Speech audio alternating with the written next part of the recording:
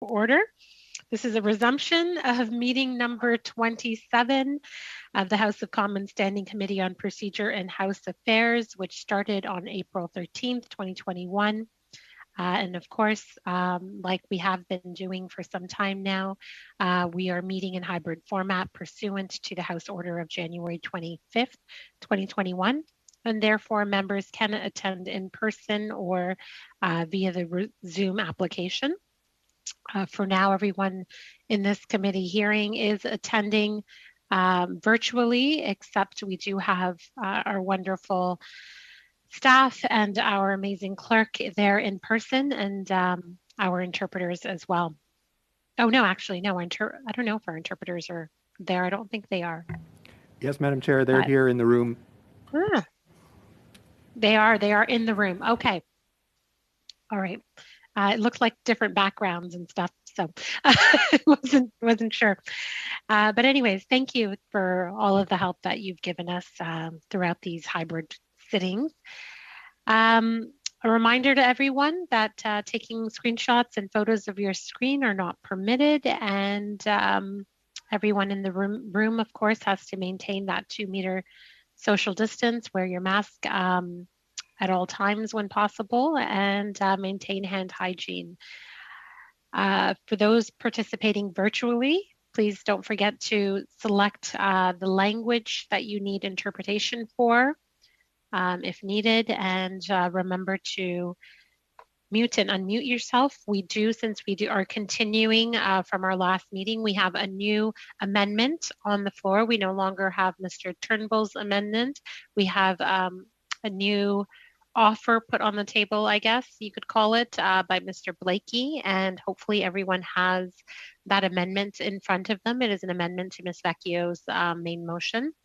It was circulated on Tuesday by the clerk at the time it was tabled, or at the time we had started discussing it. So does everybody have that amendment?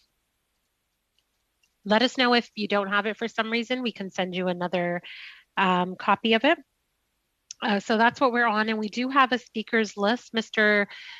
Blakey had the floor when we last suspended, and after that we have Mr. Luzon and then Mr. Turnbull, and that's it for the speakers list. Mr. Blakey, did you want to pick up from where you left off? Or I don't know, did we have a vote at the end of the meeting? No, I think it was just by consensus, yes. So you do have the floor, and go ahead. Thank you, Madam Chair. I had concluded my remarks last day, so happy to have you proceed down the speakers list. Okay. Thank you, Mr. Blakey.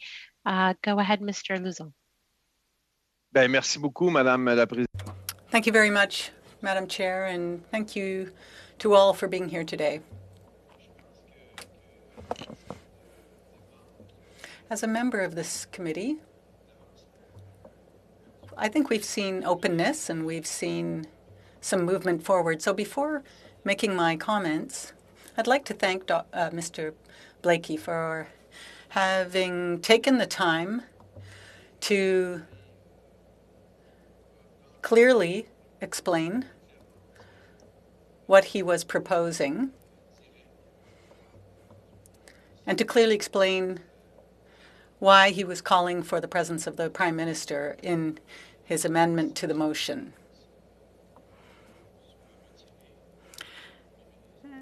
And for withdrawing the following paragraphs so that the Prime Minister would be able to appear after this amendment was passed. Because from what I understand, this motion would amend the original motion so that the Prime Minister could come before the committee.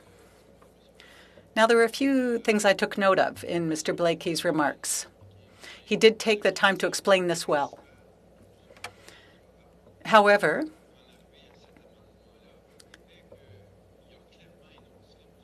Mr. Blakey said that he wanted to know if the prorogation had anything to do with We Charity or the pandemic. That's what he said initially in his remarks. And so he was raising this issue. And I believe that this is something that the committee has been looking at from the beginning. The committee called witnesses. Pablo Rodriguez came before the committee, and there was an opportunity to ask several questions. And there was an opportunity to ask about We Charity and the pandemic. Since then, some things have changed. You know, time goes by quickly in politics.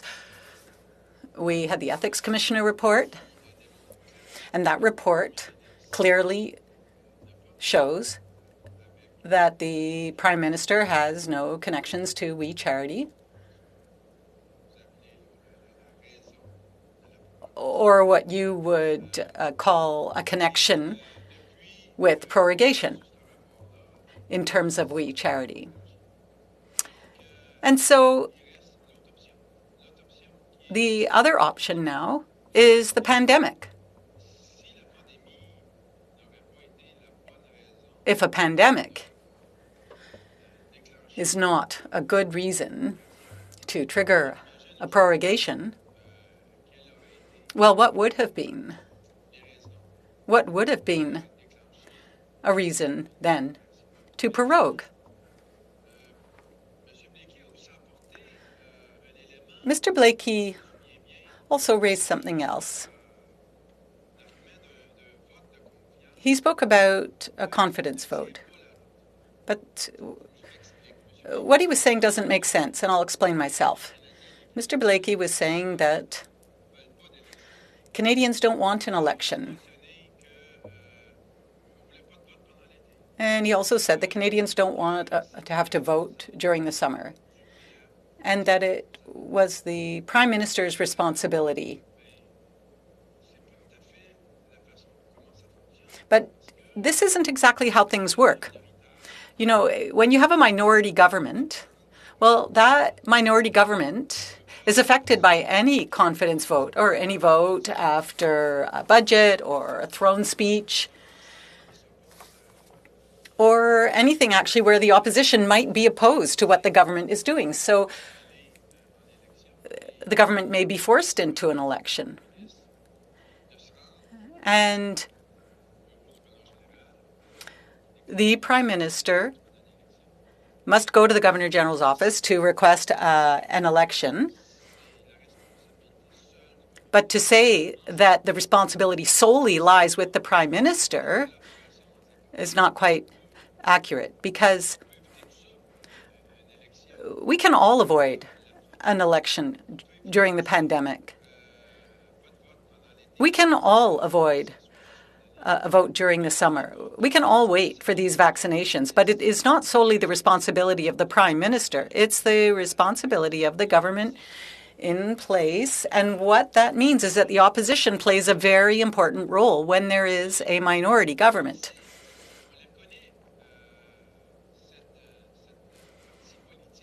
And there are various political parties involved here. And so it's not only up to the Prime Minister. And Bill C-19 becomes all the more important in this context. Because if there were to be an election, and allow me just to say that nobody wants an election next week. Nobody wants an election right now. However, if there were to be an election now, as a member of this Committee of Procedure and House Affairs, I do not feel it's responsible to not study Bill C-19. I want to talk about something that is very important to me and that is essential to the good operation of a parliament where there is a minority government. We all want to support Canadians. And we have to collaborate closely amongst parties.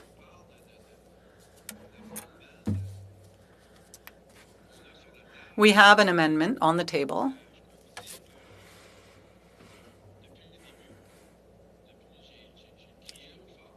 And from the very beginning, I have been saying that the Prime Minister is managing a crisis. The Prime Minister has an extremely busy agenda. Now, we can knock on his door and ask him if he can come, but if you're talking about a short time frame like this, well, the way the amendment and the motion have been worded, it's very difficult to ensure the presence of a prime minister who is managing a crisis in this country. So we're giving him this short time frame to come before the committee. Mr. Blake, we're not closing the door. You have laid the groundwork here. We need to continue to work together. And as Ryan Turnbull has done with his amendment, a lot of work has been done. Mr. Turnbull also had an amendment, as I was saying, and the people he was suggesting would have been very useful.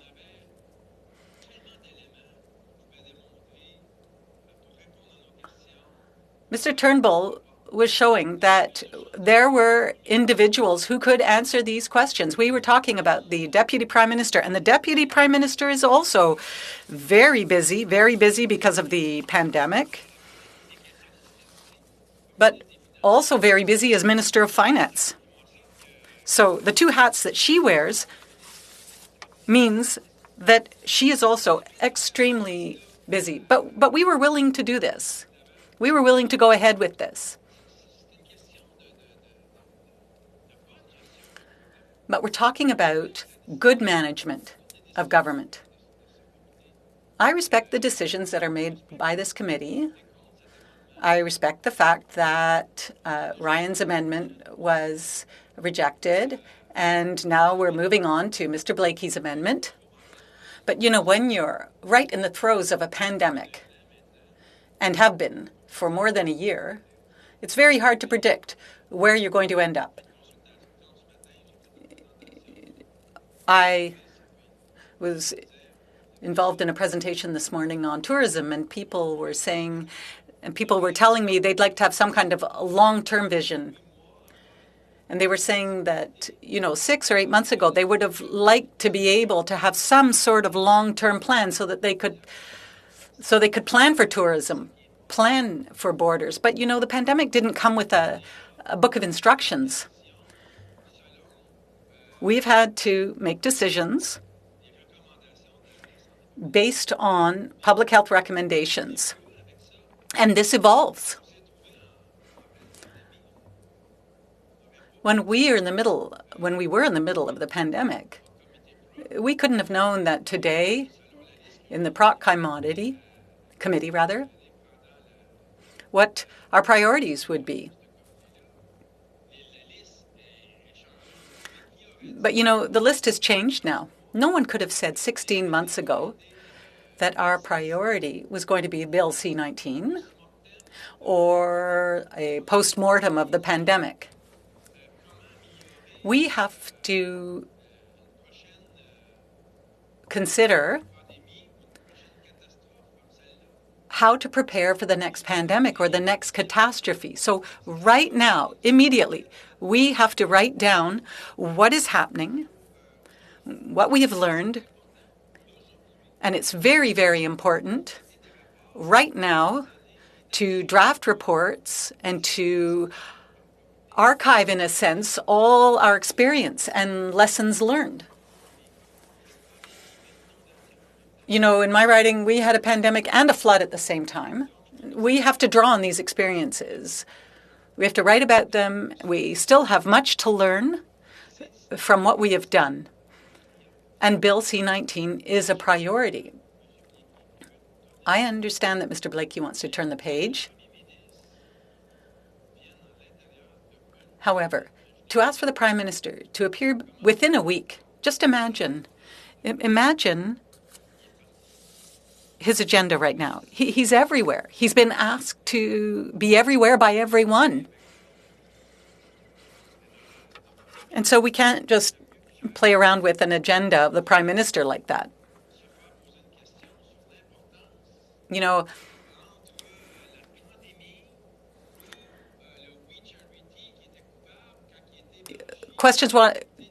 questions are out there about the connection, or rather the opposition would like to ask questions about the connection between the prorogation and We Charity. And I realize we have to vote on this.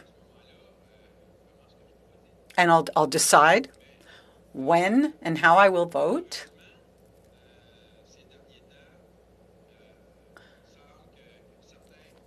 But unfortunately, over the past while, some seem to have forgotten that we are in the throes of a pandemic.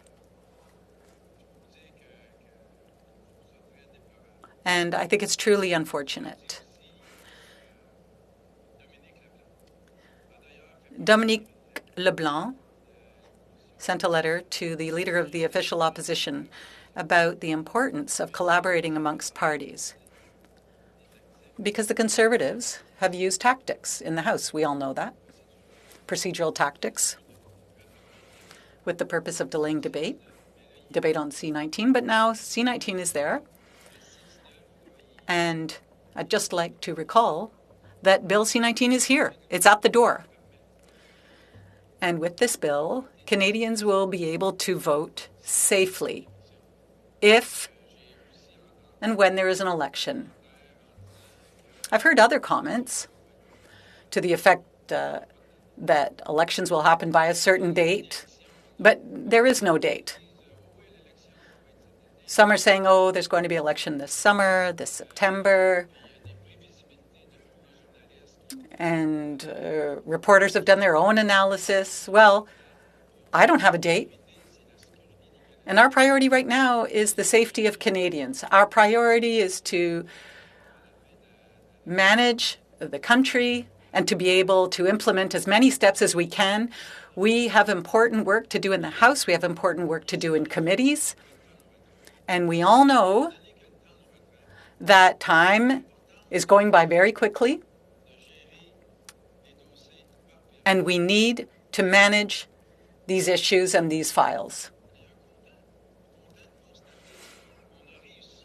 I have to say that I'm pleased to see how much we have been able to do in terms of bills. So we've set Ryan's amendment aside, and I accept that we're not going to be dealing with that amendment anymore. But now we have another one on the table, and we need to be able to discuss it. And we need to be able to discuss it because, in my opinion, this is also a compromise on Mr. Blakey's behalf. And a good effort was made so that it would be just, whether it is just divulgation, all the hours of work behind all that, the presence of the brothers and all that. We know today that Mr. Blakey did put some water in his wine. But I'm a bit worried today about delays. We know that delays are very hard. It's hard for us to ask the Prime Minister to appear within a week and to put his schedule aside when he has provinces to meet regularly. We're still negotiating on all situations in provinces and territories. We know the situation on the territories. We know that at the House this morning, he has another speech at 10. There is always a continuity where the Prime Minister is very sought out. I'd like him to visit me or that he goes elsewhere, but he can't. He's very busy. His schedule is busy. And I still think that the Deputy Prime Minister, the Finance Minister, and the Honourable Chrystia Freeland would have been able to come and to talk about the necessity of an economic recovery, but also of the cooperation between parties to help Canadians. She's an extraordinary woman. She's very open-minded. This woman she breathe good news when she talks. I'm sure that the Honorable Chrystia Freeland could add very interesting elements. I would have been convinced. I would be convinced that she could tell us about the need to take some backup. Yes. I really appreciate Mr. Lozon, but if we could get on to this amendment, 3 or 4 times he's referred back to the old amendment, and we've heard for the last couple of months about why Chrystia Freeland should be here. That is not on the docket today. Today's docket is the Prime Minister, and that's the amendment. So if we could stick to the Prime Minister's presence, specific to the amendment, there's only one thing that needs to be discussed here, and that's the Prime Minister. Okay, well, thank you for that. D'accord, merci. Part was talking about the Prime Minister, but a reminder, I guess, never hurts. Sure, Ms. Vecchio. Carry on, Mr. Luzon. Où est-ce que je tente de démontrer? What I'm trying to say in answer to this point of order is that today we're talking about the amendment, Mr. Blakey's amendment, but I'm making a link with the amendment that we voted and that we said no to.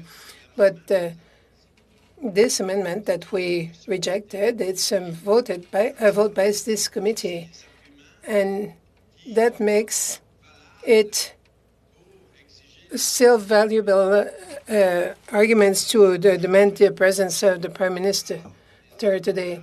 I'm talking about the advantages that could have been had comparing to having the Prime Minister.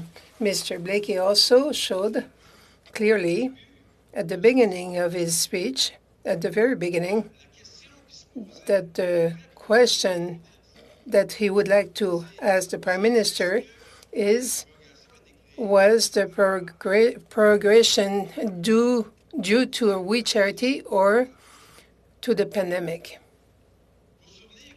You remember that the Prime Minister is the only one after a prorogation to be committed to table a report on the reasons for the prorogation, and he did it without any obligation. Remember that the Conservative Party, without any justification, had prorogued without any justification, without justifying the reasons for the prorogation, and we had respected the criteria of the prorogation at the time. It's really not the time to be partisan. It's time to work all together to help all Canadians to go through this crisis. I can understand Mr. Blakey, what he said, and Mr. Blakey also showed clearly the importance in his speech. In his intervention, Mr. Blakey showed clearly the importance of doing the study on C-19 before the end of the Parliament session. There is an easy way to do this. It's to do it, to put it on the table. Let's give time to the Prime Minister to come. But we have to study the C-19. I think it's the best way to do it. In C-19, we have things that are very important to talk about in C-19. We'd have really good discussion with all the team on this committee just talking about, for example, about the adding voting poll stations for 2 days. And Saturdays and Sundays, we have good arguments on that. I have some. Polling station for 8 hours on Saturdays and Sundays, and polling stations for 12 hours during the week. We need the volunteers for that. We have to talk about this. It takes a good structure. And Bill C-19, I can't wait to talk about it. I have ideas. I did my homework. Just talking about the changes that are an amendment says by Elections Canada, by the direction. Yes. I just want to get back on topic, which is this amendment. I recognize that Bill C-19 is sitting at the door, and it is this filibustering that is holding up all of the opportunities to get to Bill C-19. So perhaps we can get back on Mr. Blakey's motion and his amendment to that and get back to this. I understand that this will probably be overruled, but at the same time, let's get back to the real business of what we're doing on this. Thank you. Thank you, Ms. Vecchio. Carry on, Mr. Luzon. Écoutez, encore. Listen, another time it's directly linked to the reason why we talk about this amendment to have the Prime Minister next week. The first argument is it's all the reasons we need to get to talk to us about something else. And second reason is having the Prime Minister next week is impossible with such a short notice to have the Prime Minister. We admire the work that Mr. Blakey has done, but there are delays that are not reasonable for the management of a country like Canada to manage a pandemic, pan-Canadian pandemic that we have to manage with other countries, with the borders, with the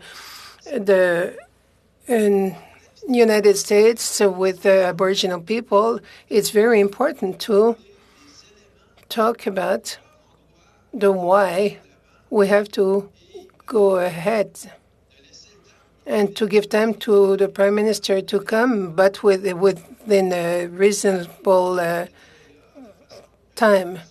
And that timing and the way that the motion is tabled, I admire Mr. Blakey's work, but it's not reasonable to say that since Mr. Blakey has already told us the reasons why he wanted to see the Prime Minister, and Mr. Blakey also said that it has to be within a week of passing the motion. There is not one responsible government that can do that with their Prime Minister. You know, the third wave that we're going through right now, in spite of the vaccination campaign going very well, it shows the importance of working together and to put partisanship aside for the good of all Canadians. And that, Madam Chair, will remain what I think. You can tell me that it's not linked to the motion that was tabled, but I'm sorry, but the elements that I have in hand showing that this motion must be pushed further for things that are very important. There are some things in C-19 that must be analyzed, and quickly.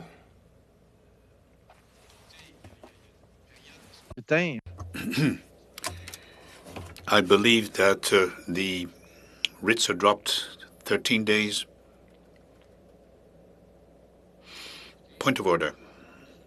I'm delighted to listen to Mr. Lauzon, except that we just tabled an amendment. And so I'd like to see us go around the table, and I would have a few comments to make myself regarding Mr. Blakey's amendment. Now, when I listen to Mr. Lauzon, I believe that I have understood the gist of his comments, and he's absolutely entitled to offer this position and stand, but I believe that we should be going around the table in order to see what we think of this, and with all due respect, I'm right after you on the list of people entitled to have the floor. So I believe that before looking at Mr. Lauzon's remarks, and I believe that we should go around the table to see what stand the committee is going to take. And we do understand what the stand of the Liberal Party is, and we have understood Mr. Lauzon's very clear position, and I would like to be able to hear Ms. Vecchio and also the stand of the Bloc Québécois. I hope you do understand my point, Madam Chair. With all due respect, Mr. Lauzon. And I think it's a good suggestion. I'm bound to follow the list. So who we have right now is Mr. Lauzon, and then Mr. Turnbull, and then it's you, Monsieur Terrien, and maybe perhaps now that you have intervened and made your suggestion, it'll be up to the next speakers on the floor to maybe keep their comments short and pass it on to you if they wish. But that's the speaking order I have right now. It's Mr. Lauzon has the floor, then it's Mr. Turnbull, then it's you, Monsieur Terrien, then Mr. Long, then Mr. Sims. And if Ms. Vecchio wishes to speak, she could be at the end of that speakers list as well, or whoever from her party. I will also just let everyone know as well that on the issue of the prorogation study, the draft report, the incomplete draft report, if you want to call it, is complete up thus far. So don't get too upset. I'm not saying that it's the final report that I'm about to submit or anything like that. Of course not. It's just that the translators have translated what the analysts have compiled for us thus far. And that is ready to go. But if there are more witnesses to be added, those would have to be added and then translated. But everything we've done up to this point is ready for us to view. If the committee wishes to view it thus far, that's something you could do as well. So I'm just throwing that out there too. That's something that we could do if the committee wishes. And then of course, like the speakers have mentioned, C19 has been referred. But of course, we have the amendment and main motion to take care of, I believe, until we get to that point. So just thought I'd make a little bit of an announcement to let you guys know that that's waiting for us on the sidelines, both those things, if we want to take a look at them. A point of order.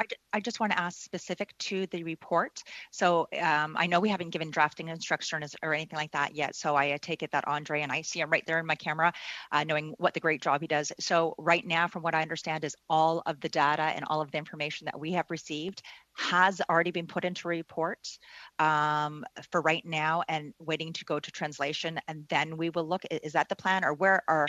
I believe it's already. I believe it's already been translated, everything that's been compiled so far, just to save on time. So what has been done thus far has been translated. That's correct, Andre, right? Yes, that's a correct summary. Laurence and I thought it would be a good idea just to stay on top of the work by summarizing what we'd heard so far and waiting for further instructions from the committee. Merci. Thank you. So Thank you. Seen what we have thus far in the report. I just know that it's done, and when it gets circulated to everyone, then I would see it at that point as well. But I just know that it's there, and wanted you to know as well that it's there and it's fully translated thus far. Okay, we will give the floor. I'll give the floor back to Mr. Lauzon. Thanks, Madam Chair. Merci beaucoup, Monsieur Terrien. Thank you, Madam Chair. Thank you, Mr. Terrien. Thank you very much, Mr. Terrien. So I will show you that I'm in good faith. In my few remarks, you will have noticed that today I do not have any speaking notes.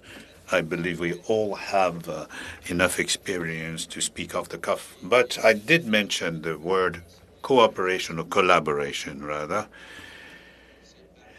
And so before taking the floor again because I will ask her to get the floor again in order to give you more details about my reasons for my stand. Mr. Thierry, I'd like to give you and others a chance to have your say on this amendment,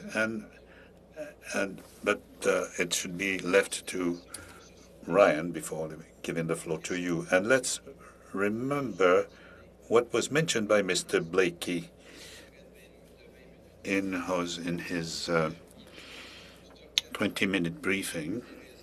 He mentioned the reasons that had been forecast or planned for, justifying the presence of the Prime Minister, and also the deadline given to the Prime Minister to come within 1 week, summoned within 1 week. So I said that I didn't say that I was opposed to the idea, but I said the deadline is too short. Now, this being said, Madam Chair, I will let you give the floor to the next speaker, but I will raise my hand in order to be able to finish my remarks on the topic. Thank you, Madam Chair. Appreciate it. Mr. Turnbull. Oh, thank you, Mr. Lauzon, my friend and colleague. Really appreciated your remarks. Also, just want to express my gratitude to Mr. Blakey for his attempt at this, I think, really quite good amendment. I certainly appreciate a lot of effort that was put in and the thoughtful remarks that he made last time. I thought he spoke very eloquently, as he always does. And I'm not buttering you up. I really believe that you spoke very eloquently and expressed your point of view quite well. And at length, I would say as well, which sort of made me think, it would be great to have some time to, express some of my thoughts related to this amendment. Now? Oh, sorry, Mr. Long, I think you're off mute. There we go.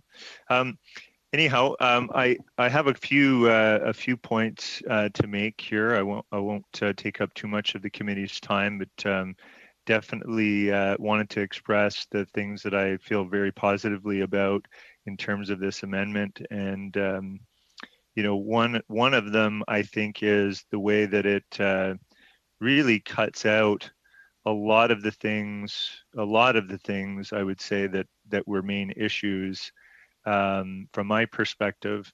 And those things really have to include all of the references to We Charity, the documents, the very large document requests that were made within the original motion put forward by Ms. Vecchio.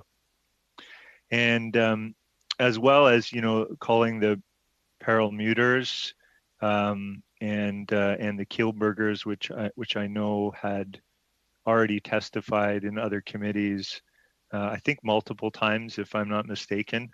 And I know that must have been, challenging for them, especially the Perelmuters. I think we heard from one of my other colleagues, Ms. Shanahan, when she was subbing in on this committee, and she was a part of the committee that questioned the Perelmuters, and I know that they went through quite a bit of hardship as a result of that. So I think it's great that many of the things related to We Charity are taken out of this, and I feel very good about that as a positive step in the right direction. For me, I know Mr. Blakey and I will just say before I move on from that, we know that the Ethics Commissioner report came out, and I referenced that last time. We know that the Prime Minister has been completely exonerated of all conflicts of interest, both real and potential conflicts of interest in that regard. And under the three different sections of the Act that were relevant, and the extensive documentation and evidence that the Ethics Commissioner reviewed, I thought that investigation and that report are substantive. and really took all of the pieces of evidence and data into account, which is great. So I think, we can lay that to rest, and hopefully opposition parties will abandon their preoccupation with trying to link prorogation to We Charity, which I think is more than rational at this point. This might be a vain hope that I have that opposition parties will not try to undertake that line of questioning in the future. I mean, they're free to question and make whatever accusations they would like, but I think those are unfounded at this point, and really, I think show an attempt to link something that to prorogation that is just patently untrue. So I think I feel much better about this amendment for those reasons, and I really appreciate Mr. Blakey having cut those pieces of Ms. Vecchio's motion out. And so I'm feeling very good about that. Where I think Mr. Blakey and I differ in terms of perspective at times, and I will say your lengthy remarks and speech that you gave last time, I found myself at times shaking my head. So you definitely, I remember I made a comment ages ago about how debate is really, like coming to debates in good faith is, really, being willing to give up a portion of your perspective in order to adopt the more rational point of view that someone else, brings to the conversation and expresses. And I think there's I felt at least with Mr. Blakey's comments in our last meeting that I definitely moved and shifted in terms of my perspective. So I will say that I appreciate that, and I think I learned something and definitely moved in terms of my perspective on this. But I still have to say that there's a couple of areas I'm still, feeling like there may be still a difference of perspective that sort of persists, at least in my reflections on this. And the 2 points that I think I would like to make around this is, one is I think Mr. Blakey has said many times over, and maybe we'll have to agree to disagree on this, but that this is precedent setting, that really having the Prime Minister come before this committee is that this situation of studying prorogation is precedent setting, and that the Prime Minister needs to come before this committee so committee members can ask tough questions and hold the Prime Minister accountable, and that the Prime Minister was the key decision maker. That's, I think, my synopsis of what Mr. Blakey has argued in the past. And I see it a little bit differently. I see that the precedent setting of this particular moment in time is that we're in a global pandemic, okay, which we all agree is unprecedented, that the standing order changes that required a report to be tabled in the House and then referred to this committee was a change to the standing orders that this government in the last term of Parliament implemented. And I think that was a good change. And I think that... Et je crois que ça a été un changement positif. Carry on. I think it was just a glitch. Ce n'est pas problème. I think that for me, the precedent-setting nature is having changed the standing orders to require a tabled report, and then to have a government that used prorogation to use that prerogative, and then followed through with a detailed rationale and report. And I think that's precedent setting in itself as a higher degree of transparency around reasons and rationale for prorogation.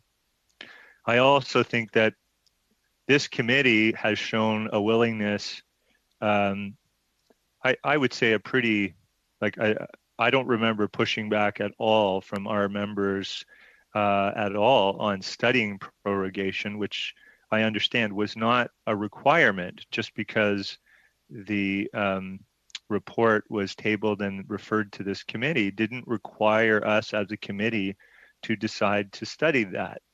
Of course, we did decide to do that together. I think that our votes were unanimous on that, and I really think that that was positive. So there's another degree of willingness to show transparency and look at the reasons and study some of those reasons. And then I also think with the witnesses that we called and had come before the committee that we all put our best foot forward. I know I don't think our witness list was all that long from our side, but I know that opposition members had quite a lengthy witness list, and I understand that some of the witnesses were not available in the time frame, and that's a bit of a bone of contention, perhaps with the opposition. But again, what I'm saying here is that there's been a willingness all along to up the level of transparency around prorogation and the reasons for it. And so I think that's positive. It's a positive. So in terms of precedent setting, I guess what it comes down to is a slight disagreement whether the Prime Minister needs to appear or not in order for us to get a sense of sort of his assessment and mental state at the time of making decisions around this.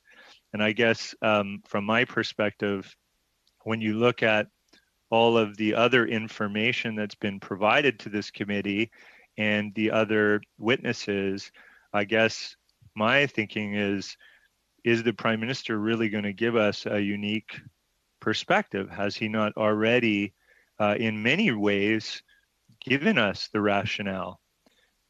So I just wonder whether, and I'm not saying that I'm not supportive of this. I think this is a really good amendment. I'm just, expressing some of my thoughts and reflections on this, which is that this sort of assumes that there's something else to be had.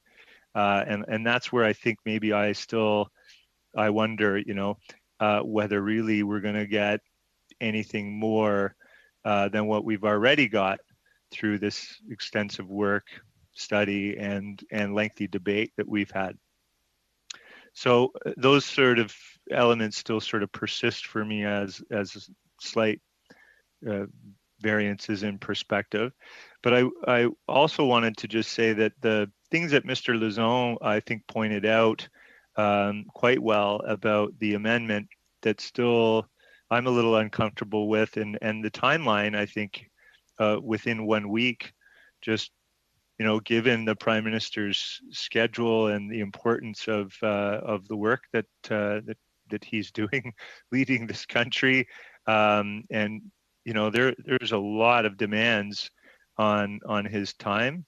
I just wonder whether 1 week is really sufficient in terms of this motion. In terms of it seems like it's really requiring it's a response within 1 week to appear within 1 week, which is a very, very short time frame. I think so that's the other part that I think for me, the only other part that struck me as when I read through the wording carefully was the last part, which is the chair shall be instructed to report to the House forthwith a recommendation that this committee be empowered to order his appearance from time to time. I don't know how to interpret this. Perhaps this is a wording, and maybe Mr. Blake, you could even speak to this, but I feel that this almost feels a bit threatening.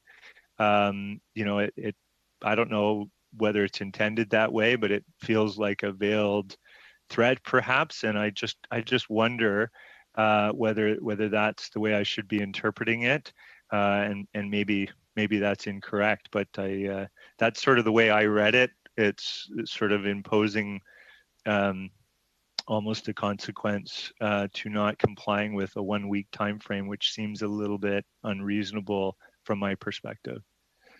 So I think those are some of my thoughts related to the amendment, and I appreciate any perspective that my other colleagues will provide, and any clarification on that from Mr. Blakey. So thank you for listening to me and giving me the opportunity, Madam Chair. Thank you, Mr. Turnbull. Monsieur Terrien. We caught you exactly at the best time after you waited for so many meetings. Alors, d'abord, je dois... Yes, thank you. The interpreter points out that there's interference. The sound is now good. So I just want to apologize. I didn't realize that, Mr. Terrien. There is an issue with your sound. You haven't unplugged or anything, have you? Mr. Clerk, can you help us as to what the problem might be with the sound? Oh, sounds a little bit better now. Okay, Madam Clerk, Madam Chair. Everything appears to be okay now. I'm getting a thumbs up from the interpreters. Donc, Monsieur Terrien, je pense que... Mr. Terrien, I think it's good. Go ahead. Thank you. I'll just repeat. I'd like to thank Mr. Lauzon for having given us all time to speak. I know that he had a lot to say, so I'm very pleased that he passed the puck to the rest of us. And I'd like to apologize to Mr. Turnbull because I didn't see that he was on the list earlier on. And I didn't necessarily want to jump the queue or anything because I always appreciate listening to what Mr. Turnbull has to say. Now, very briefly, with Mr. Blakey's motion, I believe that we've taken a step in the right direction. Why? Because the number 2 in the government came. I believe that the government leader in the House is the number 2. I appreciate the Deputy Prime Minister, but the government House leader is the one responsible for procedures in the House. And I know I've already said this, but I just want to say that when he came before this committee, and I do have a lot of respect for Mr. Rodriguez, but unfortunately, he wasn't able to answer the kinds of existential questions that we had. That is to say, why did the government prorogue? He really was not able to shed any light on this. And that's why I believe if number 2 can't shed light, then perhaps what we need to do is to have number 1 before us if we want to do our work well. Our responsibility is to study procedure, including prorogation. We are supposed to rise above partisanship. We have work to do. And if we're going to do that work well, then the Prime Minister has to come before the committee to answer our questions. Now, that being said, I would just like to thank Mr. Blakey for what he has done. Because he's saying, we'll see Mr. Trudeau for an hour, and then we will be able to move on to our final study of prorogation, and then C-19. I would be fine with that. I think it's an interesting proposal. I think it's an important one. And what it's doing is really allowing us to do our work as well as we possibly can. Because Mr. Rodriguez's presence convinced me that without having Mr. Trudeau here, we will be unable to shed sufficient and intelligent light on prorogation. And that's all I have to say. Thank you. That was very concise, but gives us your intention as to which way you're leaning on the amendment. So thank you so much for that. So I don't know if there's no speakers to this amendment at this point. And so I guess we can call this amendment to a vote then. Oh, sorry, Ms. Vecchio. Yeah, I had just put mine up because I think right now this is something that we've been discussing, and I really do thank everybody for doing this. So from what I understand right now, the only holdup from the government would be the time frame is from what I understand, and they're saying that they would be happy to have the Prime Minister here, but the time frame of 1 week seems to be the only issue, and I just wanted to get clarification on that just to ensure that that's the only holdup. Mr. Turnbull spoke to that a little bit. Is there any clarification that you would like to provide, Ms. Vecchio? We can just Okay. Well, I'm just kind of I'm thinking if people are talking about this, I know that lots of things, and I really do respect the great work that Daniel's done, and I know he knows that. He's done a lot of this, and I think he's been really great to work with. I know that some of the things that we were talking about were the documents, which I understand from listening to government members, the documents will be something that are not going to be considered by them, is what I'm hearing. I'm not sure on that, but I just want to see where we're at if we're going to where we're going here. So just some questions truly on that. If I just really want to know. So we're looking at this, and it's 1 week that we'd be able to see the Prime Minister. Is that the motion? Maybe we could read the motion out again. Let's just get to this. Okay. Does everyone have, since we might be moving to a vote on this amendment. Let's see if, Ms. Vecchio, do you need the motion in front of you? I've got it. If we could, send it? I've got everything in front of us. I just want to ensure it's the 1 week that we're talking. Yeah. So we can have the clerk read out the amendment, and that will help us all make sure that we're on the same page if we do go to a vote. Okay, Madam Chair, I'll read it out in English first, and then I'll read it out in French for the benefit of the members. That the motion of Karen Vecchio concerning the committee's study of the government's reasons for the prorogation of Parliament in August 2020 be amended by 1. By replacing paragraph A with the following. A.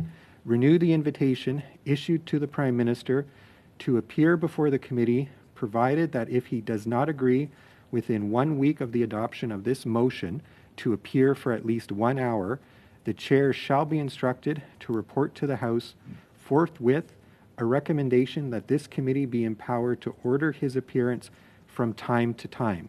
And then 2, by deleting paragraphs B through H.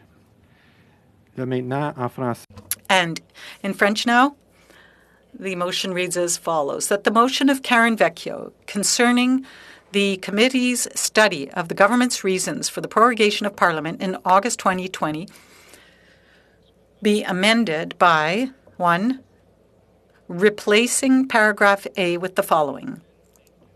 Renew the invitation issued to the Prime Minister to appear before the committee, provided that if he does not agree within 1 week of the adoption of this motion to appear for at least 1 hour, the chair shall be instructed to report to the House forthwith a recommendation that this committee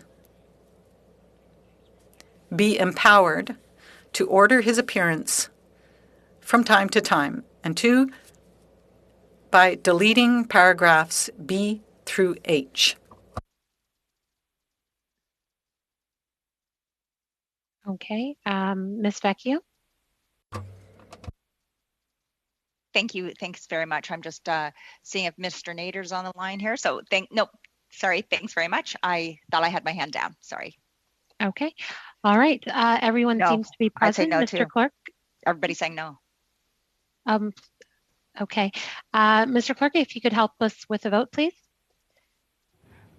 The question, Madam Chair, the question is on Mr. Blakey's amendment. Dr. Duncan? Yes. Madame Petitpas-Taylor? Oui. Mr. Turnbull? Yes. Monsieur Lauzon? Oui. Mr. Long? Yes. Ms. Vecchio? Yes. Mr. Nader? Yes. Mr. Lakisky? Yeah. Yes. See, us voting against it would make no sense because everybody's voting for it right now. Sorry. Hello. Mr. Calkins? Yes. Monsieur Terrien? Oui. Mr. Blakey? Yes. Madam Chair, amendment adopted, 11-0. Okay, thank you, Mr. Clerk. Mr. Lauzon, you have your hand up? Oui, merci. Yes, thank you, Madam Chair. This brings me to be concise in the comments that Ryan and I have to make. I want to congratulate this motion that was just passed, but it remains very difficult within a week to come back with the Prime Minister if we want to be concise in our work and do a work that is good for the committee and for Canadians. I would also like to bring an amendment that would be added to the new motion from Madame Vecchio, which explains the amendment. In fact, is that according to the study of the Committee on the Motivation, the justification for the government for its prorogation in August 2020, it's to renew the invitation to the Prime Minister, asking him to come before the committee, being agreed that if he doesn't accept the invitation during the week following the motion, that within for at least an hour, the committee would have to report to the House concerning a recommendation to the committee, so that it can come in by the committee. I would like to bring a new amendment. And now that this amendment, that's all we need to remember. It's not what I just read. It's to set the table. In fact, I suggest an amendment to change the motion by replacing by an hour. We don't say that the Prime Minister should come. We replace by 1 hour by the appearance of the Prime Minister, that be added in an annex to the report on the motivation for the prorogation in August 2020. And that according to the study of the committee on the justification for the prorogation in August 2020, the committee renewed the invitation to the Prime Minister, asking him to appear before the committee, being agreed that if he doesn't agree within the week following the passing of the motion, that he would appear at least for an hour, that the non-appearance of the Prime Minister be added to an annex to the main report of the justification for the prorogation of Parliament in August 2020.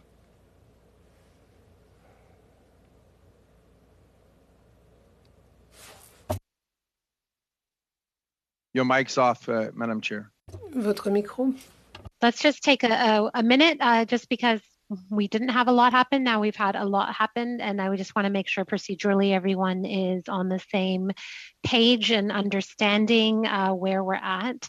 Yes, Mr. Turnbull, go ahead. I just wanted to make a suggestion. Perhaps we could. I know that that perhaps we could take a very short suspension just to discuss this new amendment and allow all the members of the committee. Yeah. I point of order. Send it around. Okay, Mr. Turnbull, Ms. Vecchio. I think the person that we need to speak to is actually Mr. Lozon, because that is to who the questions will go on this amendment. So although I just would like to get the amendment in our hands so that we can actually start asking Mr. Lozon these questions, because I to be honest, as the breakage, if we could get that amendment sent out. That's why I just wanted a minute, just so we could maybe see the actual copy of this amendment. We voted on one amendment that would essentially become the main motion as amended. So Mr. Clerk, maybe you can help us procedurally. So we have that main amendment now, and we haven't voted on that. And before that, Mr. Luzon has moved an amendment, which I guess would now be the first amendment to what we just adopted to become the main motion, if that makes any sense to everyone. And if not, I think Justin can help clarify that. And at the same time, Mr. Luzon, if I could request you or your staff to circulate the motion in both languages, if possible, to us so that we can circulate it to all the members of the committee? Yes, of course. I will send the motion as in both official language. Okay, thank you. And then I will have the clerk will circulate it to all the members so that we know exactly what's being talked about here, because I was having some problems following myself completely. Mr. Clerk, if you could procedurally just make sure everyone's on the right page. Sure, Madam Chair. Just before that, oui, Monsieur Lauzon, est-ce que vous pouvez me l'envoyer? Monsieur Lauzon, can you send it to me? Then I can pass it around to all members if you have it in both official languages. Madame. To clarify, I guess, some process issues. So the committee considered Mr. Blakey's amendment and they adopted it. So now Ms. Vecchio's motion takes on the form of the modifications that Mr. Blakey's amendment suggested. That would include Part A of Ms. Vecchio's motion is reworded along the lines of what Mr. Blakey's amendment put forward, which was to have the Prime Minister appear for the 1 hour as opposed to the original 3 as what was in Ms. Vecchio's motion. And then all other parts of Ms. Vecchio's motion have now been removed from her motion. So paragraphs B through H, I believe, have now been removed. So the current motion as it now stands, prior to Mr. Lauzon moving his amendment, would simply include essentially the paragraph A, which calls to reinvite the Prime Minister for the 1 hour, and then should he not appear within that week, it still provides the ability or mandates the chair to report that fact to the House, and if the House were then to concur in it, would provide the chair and the committee with the ability to have the Prime Minister appear from time to time. So that's where we are right now on the cusp of Mr. Lauzon moving his amendment, which will obviously further change that first part, that original Part A, if that is what the committee wishes. Okay, and Mr. Clerk, have you received? I have not. So have you received the translation or Nope. the amendment? Madam Chair, I'm still waiting for the document from Monsieur Lauzon. All right. Mr. Lauzon, do you know if you've sent that document? I'm just fixing it right now. Can we take a little break until we send it to the clerk? Sure. Is everyone okay with it's 12:09 right now with a 10-minute suspension? In that 10 minutes though, at that point, I think the amendment will have been circulated. So please check your inboxes during that time, but we'll suspend for 10 minutes. Suspended. Thanks.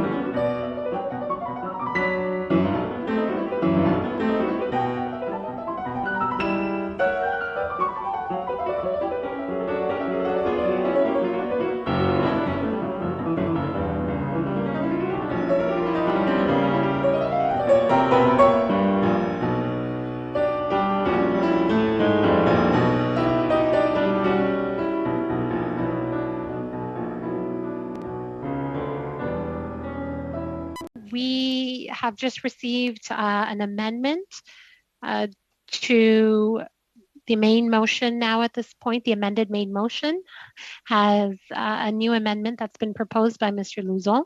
Everyone has received that amendment. I hope has had the opportunity to take a look at the amendment. Mr.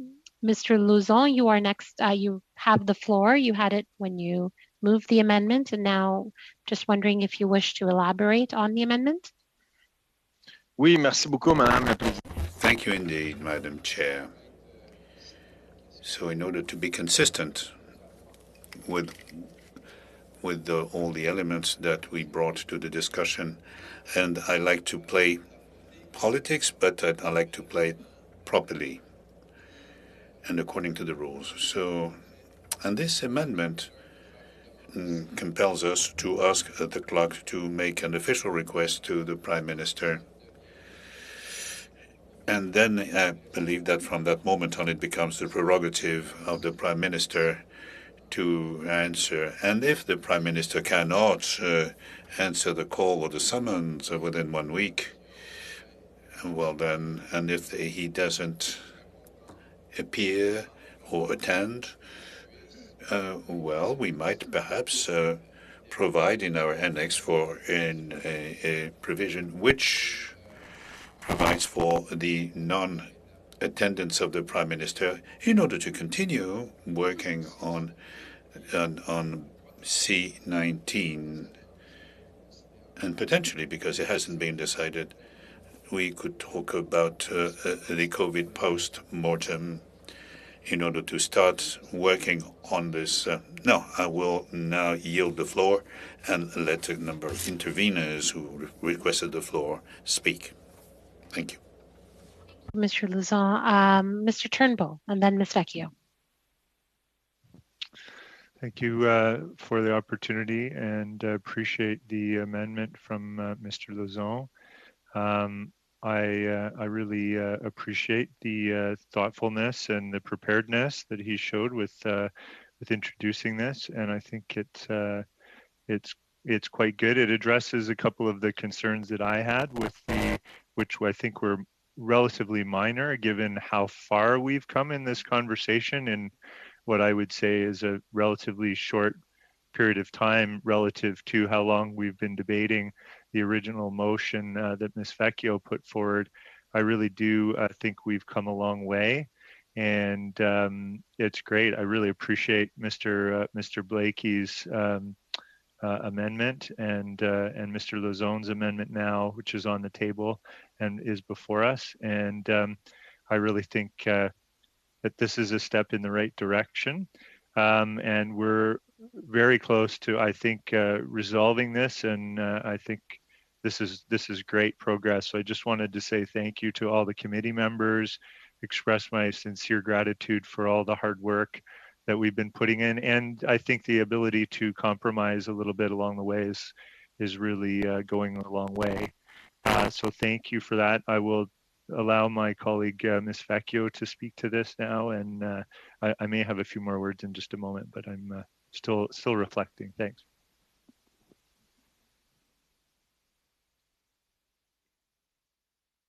Thank you, Ms. Vecchio. Hi, thanks, and thanks very much. And I do appreciate that Mr. Lauzon has put forward this motion. Very concerning, though, because truly it just seems to me that this motion is all I'm saying, and looking at the Liberal committee members today is, yeah, we'll put this carrot in front of you to say that we'll put the Prime Minister there. We're going to invite him. The invitation might be lost in the mail, perhaps, because in 1 week, when he still doesn't come, we'll then be writing in the report. I have some great concerns with that as well, because I've looked at the fact that this committee has been willing to filibuster since February 23rd, knowing that all of this work could be done. And now we're saying it's not enough time to invite the Prime Minister, so we need to put this to the annex. We'll get to Bill C-19. And knowing that this report is going to indicate that for 3 months, members of the committee filibustered to ensure that the Prime Minister was not here, and that we gave every single thing that we possibly could to negotiate. It's interesting because I recognize, during that time there were very little negotiations because I don't think any of the opposition parties really spoke other than to intervene and talk about relevance. So when I'm looking at this, we see these government reasons for proroguing, and really what we're doing once again is saying, Prime Minister, you don't have to come. We're going to put on that little back page was we sent you an invitation and unfortunately you did not appear. I just look at this as it's understandable, but let's not kid ourselves. There has been more than ample time for this Prime Minister to come over the last 3 months. We have all been busy. Each and every member of Parliament, including the Deputy Prime Minister that you're willing to bring here, was able to come. All of these things are happening. I guess for me, I just think that, wow, we're going to invite the Prime Minister, but he's not going to come. It seems like almost a waste of time that we're already saying we know that this is a failure.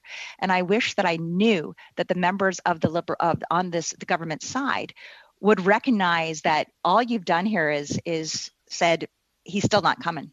We've approved this vote to say we'll invite him, but we've invited him several times, or we've shared this concern for several times. I know Mr. Lauzon has spoken to the PMO and in which the Prime Minister has no intention of coming. And I just sit there and I think, at what point are we going to be accountable to Canadians? At what point should this Prime Minister be coming? And is it okay to every single member of this committee that the Prime Minister does not have to report back? Is it okay that if the tables were turned and this was a Prime Minister coming from the Conservative NDP or Bloc parties, that we would allow this? And I think what I see here is this is a really, really, really great veil. As people were talking about veils earlier, this is a great veil to say, look how helpful we're going to be.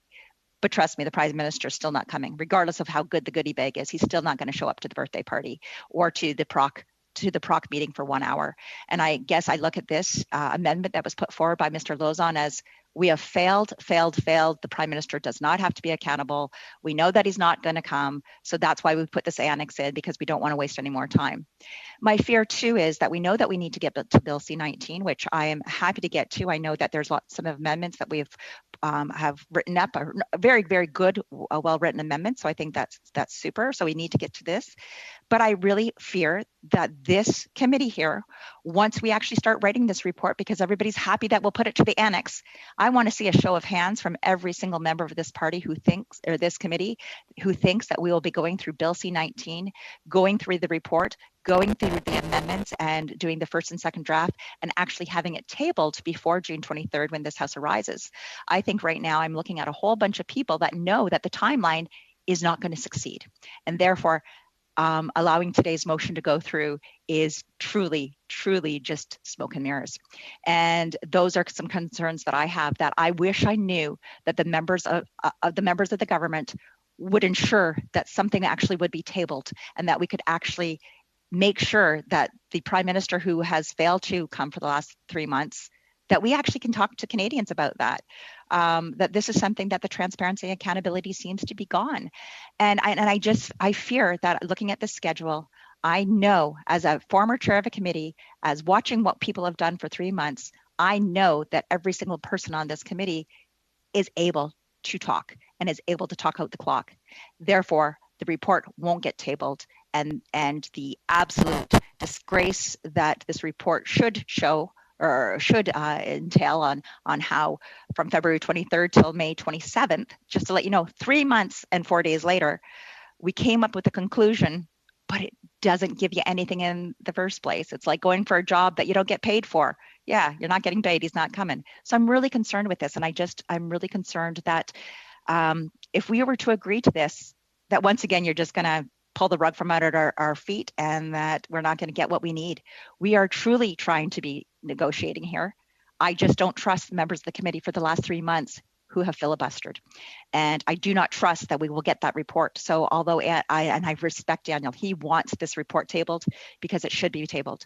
I do not know if that will be able to be done. And I do not trust the members to not filibuster and to ensure that we're going to make sure Canadians see this report.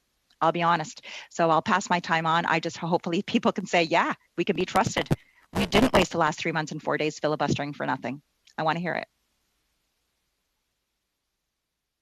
Okay, a lot has happened today. I feel like we're making some positive progress towards something. Obviously, as chair, I mean, there's so many things before me right now, and legislation. I truly feel legislation is important, and we should get to it somehow. So I'm, I'm feeling optimistic that perhaps maybe we will get to it at some point. But there's, a lot before us. It's not just that. So, and Ms. Vecchio, your point is taken that, the prorogation study and report is currently before us. And so hopefully we'll have some, that report can be completed as soon as possible. I have a speakers list that is growing. I know that sometimes you see the speakers list a little bit differently than I do. I've experienced that in other committees as well. So I'll just mention who is on the speakers list according to my order. It's Mr. Turnbull, Mr. Luzon, Ms. Pettipat-Taylor, Ms. Duncan, and then Mr. Blakey. So Mr. Turnbull. Well, thank you, Madam Chair. And I actually didn't realize that I think I had left my hand up from before. So perhaps I will allow my colleagues to speak and give up my spot. And I'll take my hand down this time. My mistake. Thank you. Mr. Luzon. Oui, merci beaucoup, Madame. Thank you indeed, Madam Chair. I would like to thank for the comments that were just made. I believe that it is quite reasonable to, when we say that the request might be lost in the mail, I believe that our clerk is very responsible and will make an official request to the Prime Minister's office, and that the request will reach the Prime Minister's office. And you do know that if that communication reaches that office quickly, we still have the time to invite the Prime Minister and to see him attend within a week. But it's only in case his own agenda doesn't allow him to come within the deadline to keep going forward. We need to keep moving forward. I understand your concern, but we need to keep moving ahead, including the motions for the PROC committee. Thank you, Madam Chair. Thank you, Mr. Luzon. Ms. Pettipat-Taylor. Thank you so much, Madam Chair. I just, I guess, have been quiet today, so just wanted to put on the record. First and foremost, I want to go back to last PROC committee meeting. Mr. Blakey, and I'm not, again, just saying this, you brought forward a very reasonable amendment and really wanted to, first of all, thank you for that, because I think that we have been talking and really negotiating over last meeting and this meeting. And I think we're getting closer to where we all want to be here. I, for one, am going to be very honest. I want to find a path forward for us to be able to get to C19. I think that we all have a duty as parliamentarians to make sure that we look at that and that we do the work that needs to be done. But I also appreciate that we want to finish the study on prorogation before that we can get to that. And I really want to see us move forward with respect to that. And I see that we are just so close. I appreciate also Monsieur Lauzon's comments that he's made. And again, what you've brought forward, Stéphane. And again, I think that we all truly want to make sure that we finish this study, but also when it comes to the study of C19, we can't put that aside. Ethically, we all have a role to play in protecting Canadians. And I take that role and that responsibility very seriously in making sure that we do the good work that is needed there. So I truly hope that today we're going to be able to find some common ground and then from there move forward again to do the important work that we have all been called upon to do here. So thank you, Madam Chair. Thank you, Ms. Pettipat-Taylor. Dr. Duncan.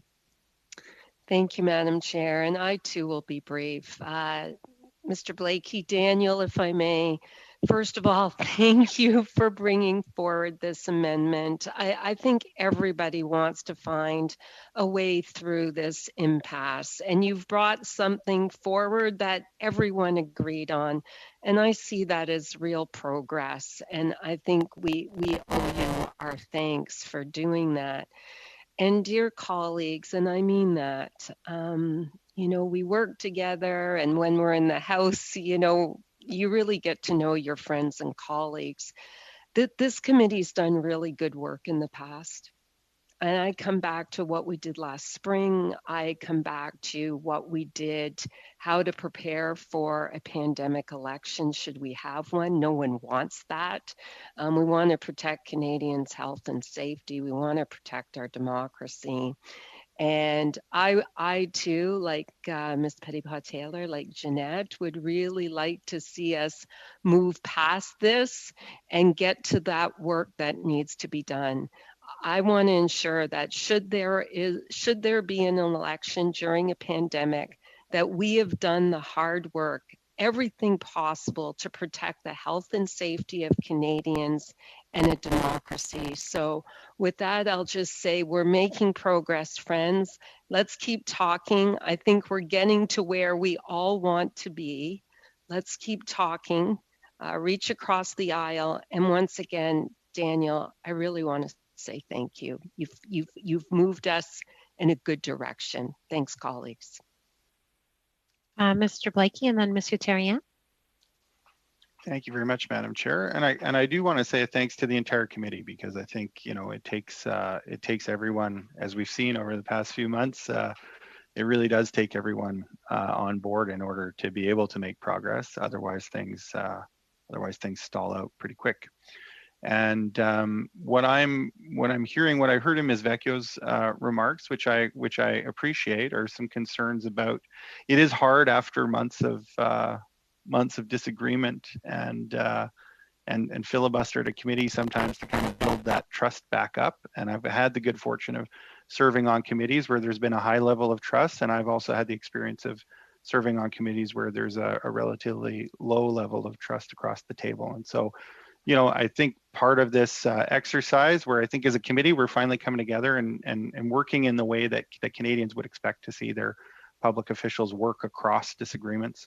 I think maybe there's a way that we could further qualify this amendment in order to build some of that trust that Ms. Vecchio was referring to.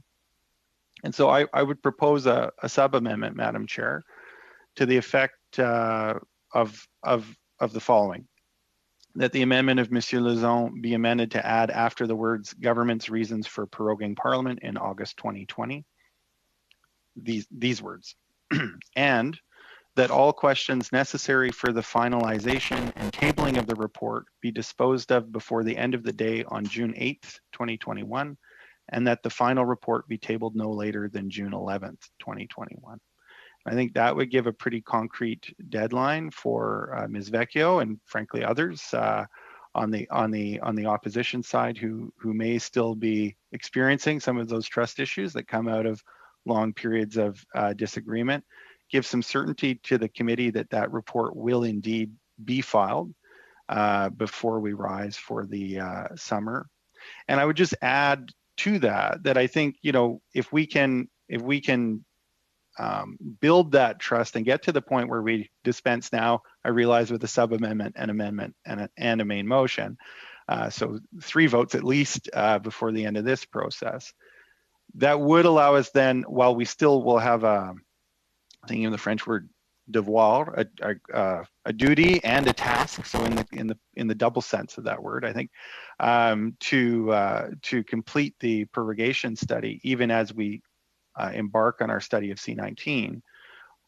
Once we do embark on that study of C19, which could happen as early as Tuesday if we're able to dispense with all these 3 votes today, then I think it would be incumbent upon us as committee members to talk to our respective whips and House leaders' offices about the possibility of perhaps having additional meetings for the Procedure and House Affairs Committee for the purpose of studying C19. I think there's what we've heard, I think, from all parties, not just at this committee, but in the House as well, is that there is an agreement about the sense of urgency about this piece of legislation. So I think, if we could dispense with the 3 questions today, then that opens up some possibilities as we embark on the study of C19. We'll have certainty about tabling a report on prorogation in a timely fashion, but then we can really start to talk about what is the work that we need to do in order to get all of the voices that we need to hear on C19 and try to get it back to the House in a way that gives it time to be dealt with in the House and I hope also the Senate before June. And I would, I'm speaking personally here, but I, in my opinion, the Senate shouldn't have much to say about it.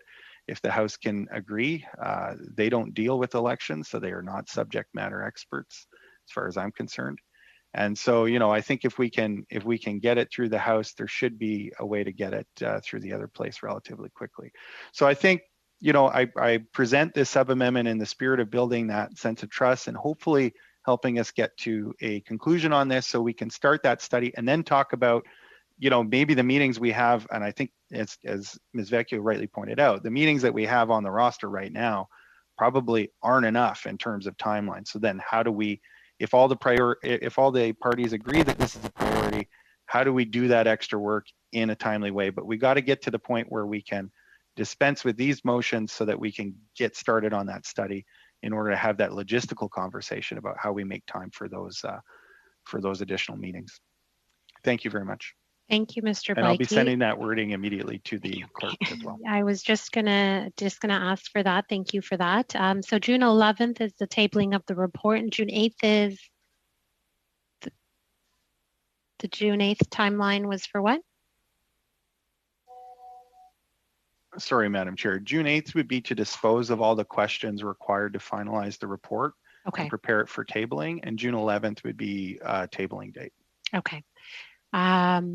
Perfect. Thank you for clarifying that. And it will be circulated. You're sending it to the clerk right now? Madam Chair, I just received it. I'll be sending it out momentarily to the members. All right. Thank you. And Monsieur Terrien, you're next.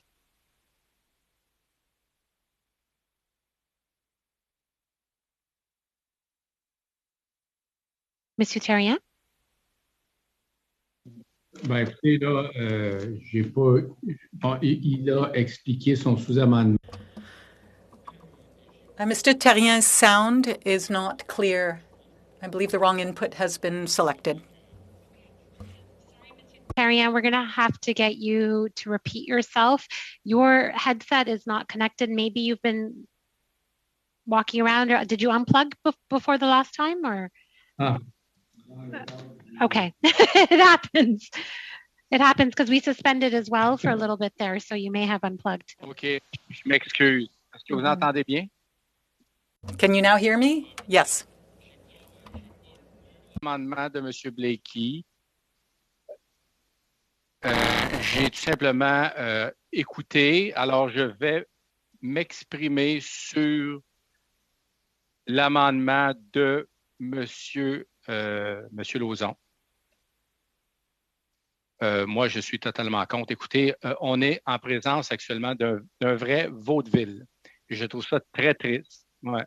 Je trouve ça très triste qu'après tous les débats qu'on a eus, qu'on soit... I think it's very, very sad. So sorry. I'm wondering, translation, if you could let us know whether you can translate that after the fact for us, or whether there was a problem. Mr. Terrier has said that it is truly unfortunate this is a vaudeville show. Can you now hear? Can you hear you? Can you? Right, good. Okay, so as I was saying, I don't know when I was cut off, but I'm going to repeat it. I'm not going to speak to Mr. Blakey's amendment because I haven't received it yet, so I'll be speaking to Mr. Lauzon's amendment. And what I can tell you is that I'm very sad to see that the debate that we have had has had very little effect on the outcome within this committee. And I'm telling you humbly, this is a vaudeville show.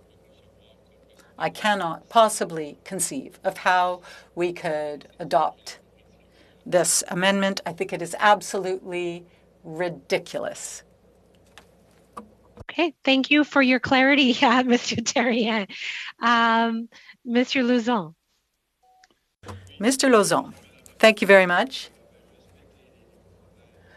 Thank you very much, Madam Chair, and I respect Alain's comments. I humbly brought forward my work, and if I tabled this motion, it was truly after thought, great thought, and quite honestly, I was concerned about this situation. I also want to be able to continue and move on to other topics besides prorogation. Now, given that there's a new amendment on the table, rather a sub-amendment that would amend my amendment, perhaps once again, we could take the time to read this amendment closely, read this sub-amendment. So could we just pause so that we can then vote on the sub-amendment after having given it some thought?